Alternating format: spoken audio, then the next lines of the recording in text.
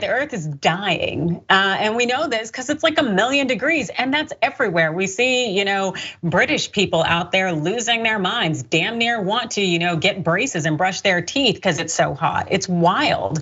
And we also know stateside on the other side of the pond, well, it's the most recent heat wave. It's currently hitting Texas, the southern US, Mexico, California here. It's gonna be 104 degrees in NorCal.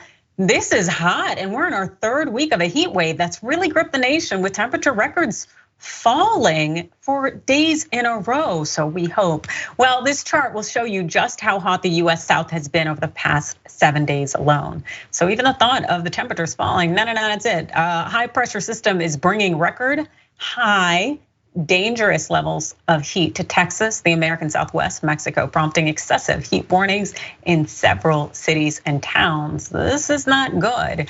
Extreme heat also hit India, China, Canada, widespread wildfires burning, and that's impacting the air. We know with those Canadian fires that New York and other places up there in the Northeast, they have been on the struggle bus in terms of being able to breathe. Heat waves are already the deadliest weather relating to a disaster in the US. Weather fatalities, check out this chart here. We know that heat-related deaths are the highest number of fatalities caused by natural disasters, essentially in the United States. So as much as we have issues when hurricanes come and whatnot, no, it's heat. Heat is the problem. This also per the Associated Press.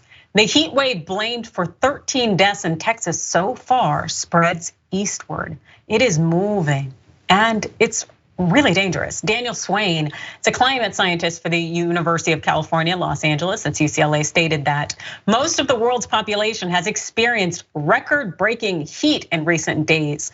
But something else is adding to the fire, El Niño climate patterns. The hottest years on record tend to happen during El Niño. It's one of the most obvious ways that El Niño, which is a natural climate pattern, exacerbates the effects of climate change, which is caused by humans burning fossil fuels and releasing greenhouse gases into the atmosphere. And this extreme heat is also creating poor air quality.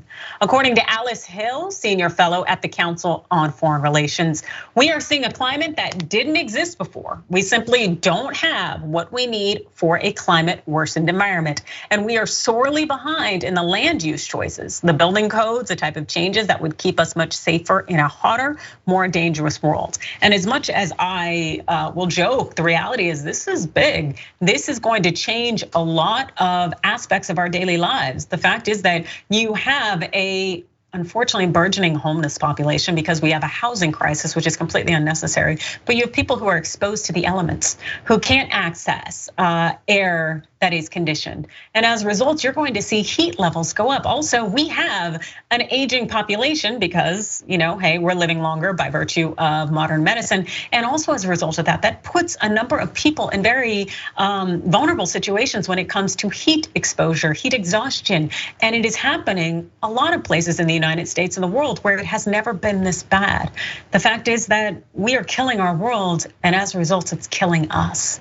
We need to take this very seriously. As much as we want to have fireworks and kind of detach ourselves from the reality of this world heading into the July 4th weekend, the reality is that we're not gonna have a future in this world unless we start taking it seriously. Mondale. Yeah, I don't know what people need more than days where 12 people in one state have already been killed, and we're less than 2 weeks into summer.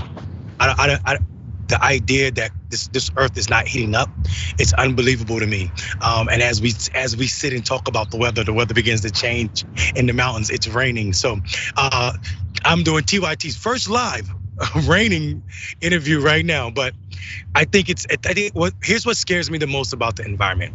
As we see the president dampen his idea on what cars should and shouldn't be doing, how we should and shouldn't be drilling on and off shores in this country, how we're cracking the earth for gases, and all we think about is dollar signs and not lives. and not what we're doing to this earth and how long this earth is going to be around to serve us. And I think that's the problem. I really do believe that's the problem. We believe the earth was designed to serve us and not how we fit into this whole thing, this entire ecosystem that is more than just human. So what I am thankful for is that this earth seems to be, has the ability to rid itself of any virus, including humans. So as dark as that seems, it seems like the earth may be preparing herself to get rid of us. Absolutely, and I think it's doing it with the help of them orcas out there, beating asses, and I love it. I am such a fan.